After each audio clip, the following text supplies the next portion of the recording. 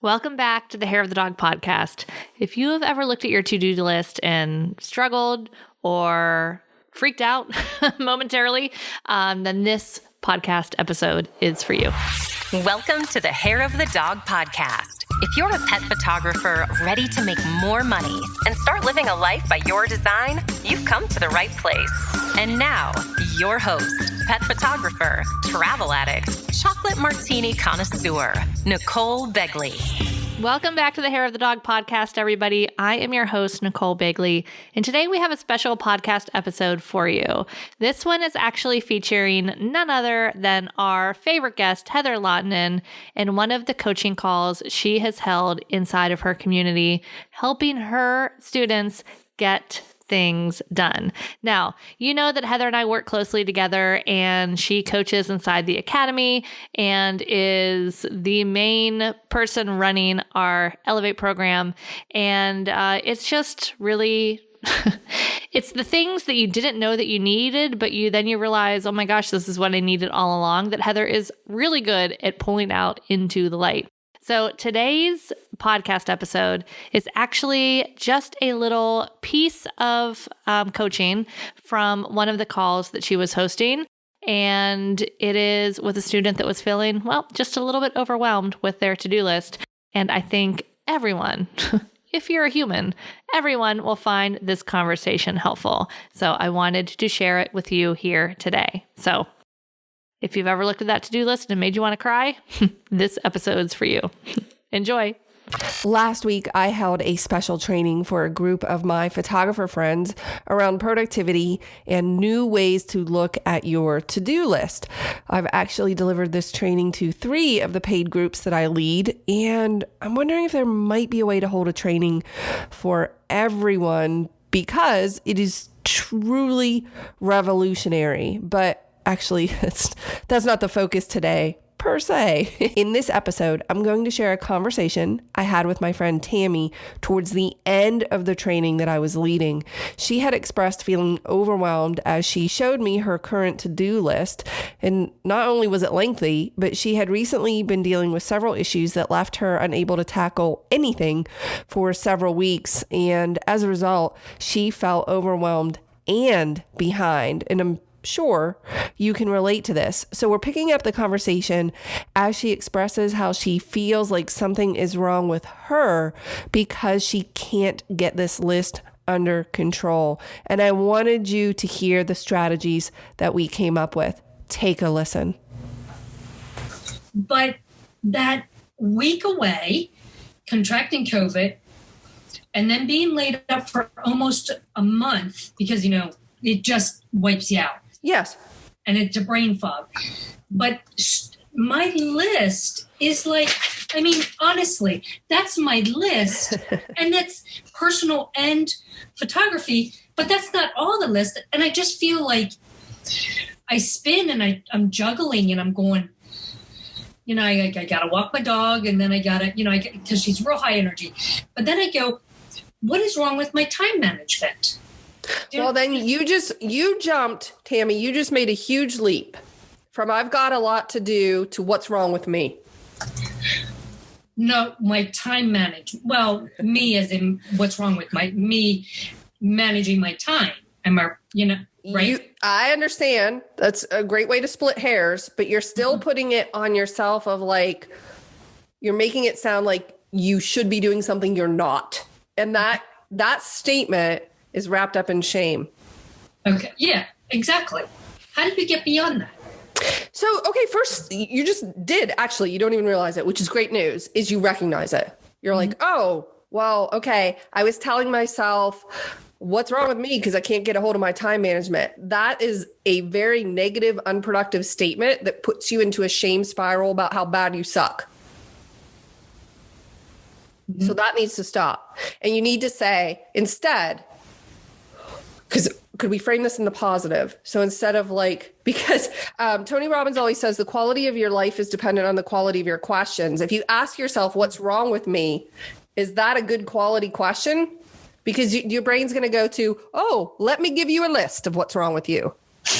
Right? Mm-hmm. It will, your brain, its only job is to answer those questions. Okay, it keeps you alive. Answer those questions. So why couldn't we ask it a better question? Why couldn't you say, okay, acknowledge there's a big list and you had a season where, and it sucks when you're coming off a season like that where things just piled up. Right. So just recognize like, yeah, this is challenging and that's okay to feel a little bit dejected. What's not okay is to stay there. So could I ask myself, what could I do right now? What could I cross off my list right now in the next hour or the next couple of hours that would help me to feel better? And then you do that thing and then you repeat and you repeat and you repeat and you repeat. Instead of looking at this massive list, weeks, months worth of work, what could I do right now that would make me feel better? And then you do it. What could I do right now that would help alleviate some of this distress? And then you do it. So you're asking yourself a more productive question instead of the question of like, oh, why can't I get it together? Could you do that? I can. Could you maybe take that giant list that's in the notebook, which by the way is a good idea to do. I love brain dumps. Get it in a notebook. Could you then just like separate it out and neatly write it in 2 lists, personal and business? Uh-huh. Yeah. Then once you have those listed out, could you get a highlighter and highlight the ones that are like low hanging fruit, 1 hour or less? Mm-hmm. And when you find yourself, I actually used to do this with 5-minute tasks, is I would write things down on a list and I would highlight anything that was 5 minutes or less so that when I found myself with 5 minutes, I wouldn't have to think about what I should do. I wouldn't have to think. I want to be the best brain dead photographer out there. I would just look at this list and anything that was highlighted, I would just do it, execute. The thinking is what's slowing you down. And it's slowing you down because you're thinking and then you're asking yourself an unproductive question. Right. Mm-hmm. That makes a lot of sense. Because the brain just constantly goes, like, from the time I wake up to the time I go to bed, you know, like, geez, I can't even sit down and relax because my list is like this long. Right. And I'll never get it all done. And I should be doing better, but I'm not. You see that should? Did you catch it? Mm-hmm. Yeah. I should. Yeah. I should have done this. I should have done that. And it's just not helpful. So you have to, the first step is acknowledgement. You cannot fix what you don't acknowledge. Mm-hmm. I'm not asking myself the most productive of questions. And I'm certainly not helping myself by saying I should. What can I do right now to alleviate some of this pressure? Okay. Sometimes for me, if like, you know, and sometimes our brains are just like not capable. We're just shut down for whatever reason. It's too heavy. You know, I'm like, well, about all I can do is fold these towels and put them away. It's like, that's my limit. Versus, I need to sit down and get into the Facebook ads manager and figure out why I'm getting this error. Okay, those are 2 very different tasks, aren't they? Yeah, very much. So I can recognize when I am in a position where the only thing I can do is fold towels because it's just that's the only mental capacity I have. Versus I need to save the task of Facebook ads for like first thing in the morning on a day when I don't have a lot on my schedule. You know, I need to set yourself up for success. Yeah. Understand that you are not going to get it all done and that all tasks are not created equally. You need to manage your energy versus your effort. You know, is there a particular time of day you find yourself more productive? Morning. Yeah, me too. Yeah. Is there a particular day of the week that's more productive? Used to be Mondays, but that's my husband's day. That's his Saturday. Okay. So what I try to do is make that my Saturday. Right. But it's so different than everybody else's schedule. Right. That after all these years, it's hard to, I never used to make that time for him. And I just started probably this year. So it's hard to get into that mindset after 36 years. Sure. Yeah. You just, could Tuesday morning be your new, like. I'm trying to mentally get there. Okay. That's fair. Sometimes I can do that and I'm not there. Right. Okay. It's a hard mental shift after all those years. Yeah, for sure. I would actually hate it for sure. Yeah, that's a whole different topic. I love Monday morning. That's my most productive time. But my point in the question is, if you say, let's just say Tuesday morning is your most productive time now, that's when some of these more difficult tasks might need to be scheduled. Right. So if it's like a Friday afternoon, that is just not the right time for me to log into the ads manager in Facebook. It's just not. I'm out of my mind. Like, I want to be done with it. So I recognize that and I place it on my schedule where it makes a little bit more sense. I tend to record podcast episodes first thing in the morning. That's when I'm the freshest, right? I wouldn't do it on a Friday afternoon. So there's a component here that's like, know thyself. Yeah. And then understand that all tasks are not created equal, nor is all like times of the day or days of the week created equal. So instead of, again, looking at your brain dump list in your notebook, split it out into work and personal, highlight things that are 1 hour or less, maybe use a different color highlighter to highlight things that are like tasks versus heavy lifting. So towels versus Facebook ads. And then you ask yourself a question. And when you go pick up your list, you ask yourself, can I be effective right now with a task that I consider difficult? And then it's an honest answer, yes or no. If I can't, go fold the towels. Right. Does that help? It helps. Yeah. The actual times of day when I'm most productive, I've always known that, but yeah, that shifts my brain a bit. So I save the towels for the afternoon because I know this, right? So like when we're done with this call, it's 2:30 Eastern right now.